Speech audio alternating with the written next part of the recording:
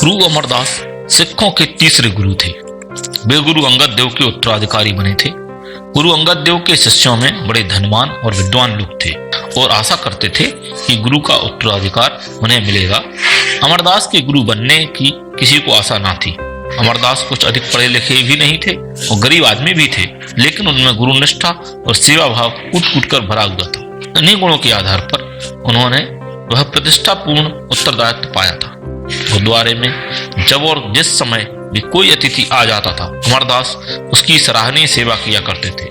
आधी आधी रात को उठकर उन्होंने अतिथियों और अभ्यागतों की सेवा की और कोई अन्य प्रबंध न होने पर अपने हाथ से भोजन बनाकर खिलाया। अमरदास अतिथियों के लिए खुद अपने हाथ से पानी भरते और उन्हें नहलाते थे।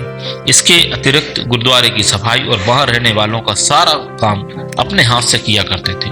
गुरु के प्रति उनकी निष्ठा और भक्ति अपनी समता न रखती थी। गुरु के नित्य स्नान के लिए वे प्रातःकाल ब्राह्म मुहूर्त में स्वयं स्नान करके नदी से पानी लेने जाया करते थे।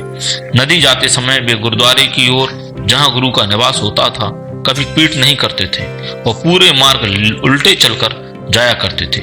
इस क्रम में बहुत बार ठोकर लग जाने से वे गिर भी पड़ते थे, किंतु तब भी गुरुद्वारे को पीठ न देते थे। गुरु को स्वयं स्नान कराते और उनके वस्त्र स्वयं धोते थे। इसी सेवा और भक्ति को देखकर गुरु अंगद देव ने उन्हें अपना उत्तराधिकारी बनाया था। उनका कहना था कि गुरु की गद्दी जनसेवा का उत्तरदायित्व है, शासन का अधिकार नहीं। अमरदास सच्चा जनसेवक और हर तरह से गद्दी पर बैठने योग्य है। गुरु अमरदास भी अपने गुरु अंगद देव के समान ही न्यायपरायण और सच्चा सेवा रखने वाले का बड़ा आदर करते थे। उनके मोहन चंद और मेहर चंद नाम के 2 पुत्र थे, पर उन्होंने अपना उत्तराधिकार अपने किसी पुत्र को ना देकर रामदास नाम के एक शिष्य को दिया था। रामदास बड़े ही निरभिमानी, सज्जन और सेवाभावी व्यक्ति थे।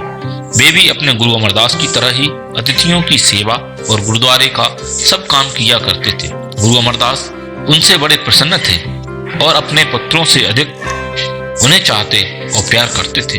रामदास पर गुरु की कृपा देखकर उनके लड़के मोहनचंद और मेहरचंद उनसे बहुत जला करते थे। बहुत दिन तक तो वे उन्हें पीटते और तरह तरह से परेशान करते रहे, किंतु रामदास ने उनसे कभी कुछ नहीं कहा और न गुरु से कभी शिकायत की।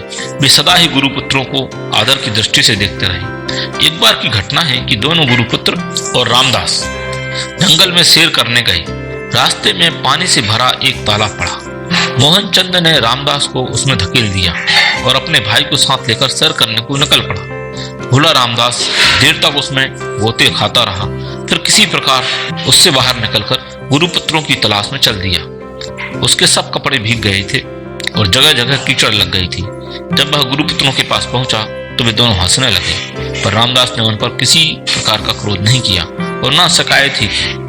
घर वापस आने पर रामदास ने गुरु से उनकी शिकायत नहीं की, किंतु गुरु अमरदास को इस घटना का पता चल चुका था।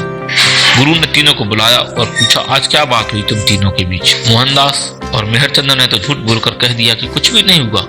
गुरुपुत्रों को डांटना पड़े इस डर से रामदास ने भी कह दिया कि गुरुजी कुछ नहीं हुआ, हम तीनों जंगल में खेलने गए थे। लेकिन गुरु ने मोहनदास को उसके अपराध के लिए डांटा और रामदास से क्षमा मांगने के लिए कहा।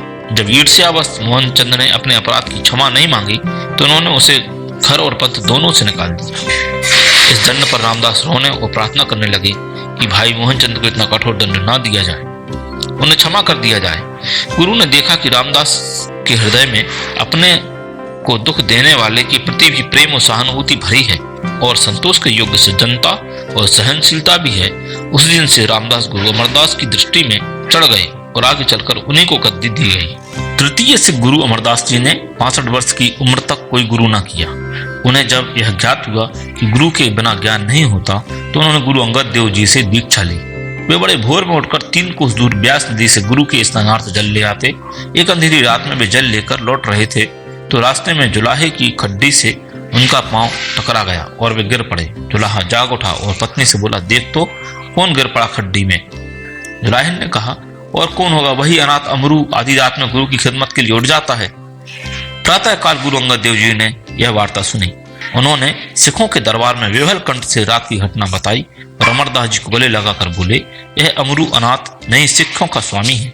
सेवा धर्म का पालन करने के कारण यह गुरु गद्दी का अधिकारी है।